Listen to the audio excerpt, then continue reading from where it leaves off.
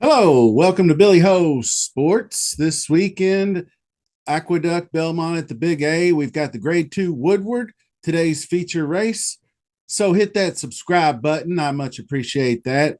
Also, by clicking that like button, you're going to help the YouTube algorithms. I know you probably hear a lot of people say that, but it does really help spread content across YouTube. Those clicks, those likes, those comments, sharing that share button down there. If you hit that share, you can share the link directly to social media. That kind of stuff absolutely helps to grow the channel. So just take a few seconds and do that. Do it right now. I'll wait. Kidding. I also jump over on X, formerly Twitter, at Billy Ho Sports. Give me a follow over there. I'm starting to post a lot more race replays, analysis, picks, content, all kinds of stuff like that. So let's do that and get on this race number 4, which is going to be the Woodward. So let's take a look at some past performances. Okay, kind of a disappointing 5-horse field, but we got some good horses to go over. Some of my favorites, and we'll start with number 1. We are going 1.125 miles on the dirt at Aqueduct. So number 1 is Skippy Longstocking. Saffy Joseph Jr. Manny Franco will be the jockey.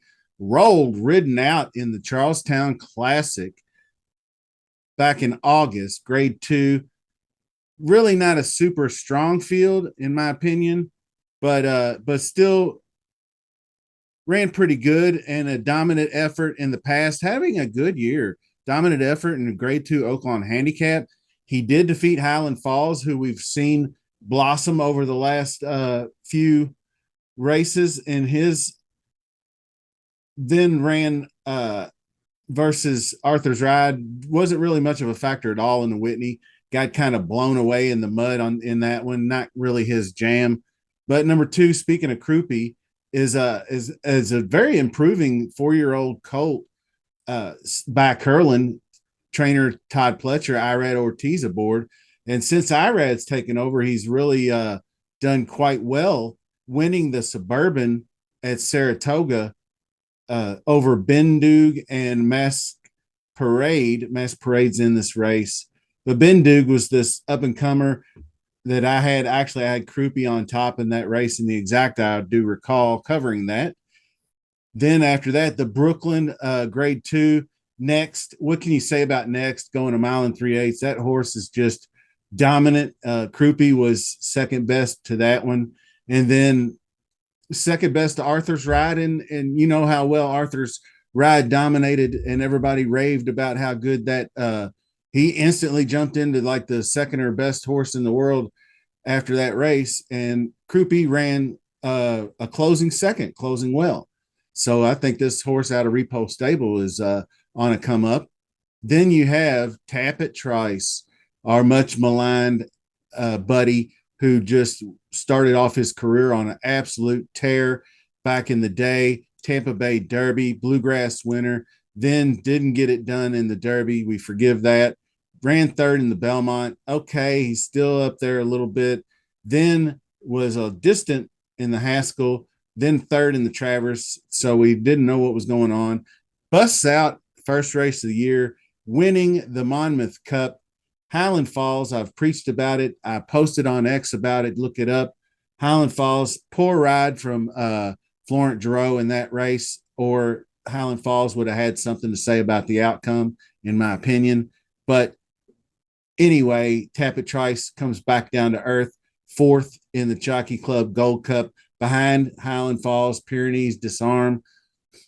So vulnerable, I think, probably favorite or close to it anyway.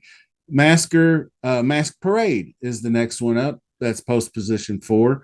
And that one is second to next in this long 1.75 miles Birdstone at Saratoga. I mean, obviously next is next to none. And then Mask Parade, it was only a 4-horse race. And I think the 4-horse pulled up lame around the turn. So he only really had to beat Slip Mahoney. So, it is what it is.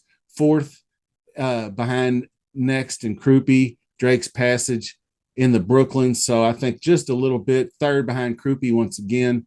So I think just a little bit behind in this case. But this comes to our most interesting horse in the race. Belmont trains, Junior Alvarado rides, K Army.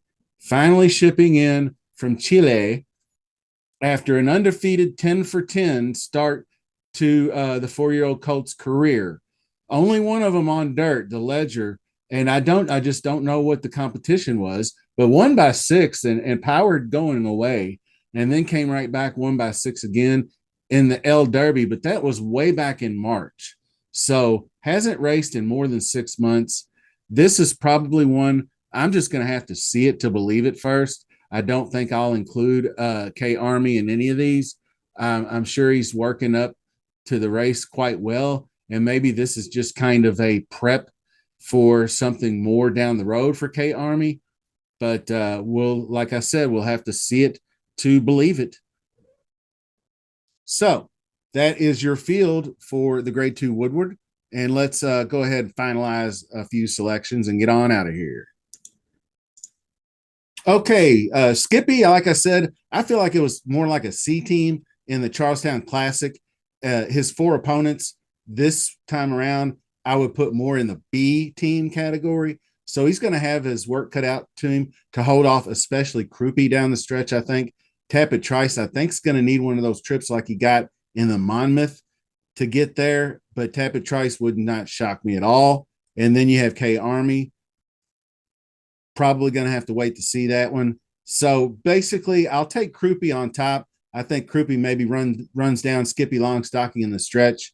And then it's a 2-horse box with Krupe and Skippy. And that is going to cover the Woodward preview. Be on the lookout for more content. I just released my Breeders' Cup Classic top 10 list. So go check that out. Everybody loves a list. It's pretty controversial. So like and follow me on X at Billy Ho Sports. Till next time, see you soon. Hello, Billy Ho here. As the sole creator for this channel, I need you, the viewer, to help me grow. Just by subscribing to the channel and clicking that like button alone, you can help spread Billy Ho Sports to the racing community on YouTube. But there are other ways you can help. You can instantly share my content on social media directly to your chosen platform. Finally, there are ways you can contribute to the show's growth financially. I use cash apps such as Venmo and PayPal. You can check the description of my videos for the details there. Also, did you know there was a super thanks option on YouTube? Yeah, just click those 3 little dots at the bottom right hand of my videos, select thanks, use the sliding scale to choose a monetary value that you would like to contribute, and boom, there you go. Remember, your continued support means so much to me, so thank you for sharing in this journey, and have a great day.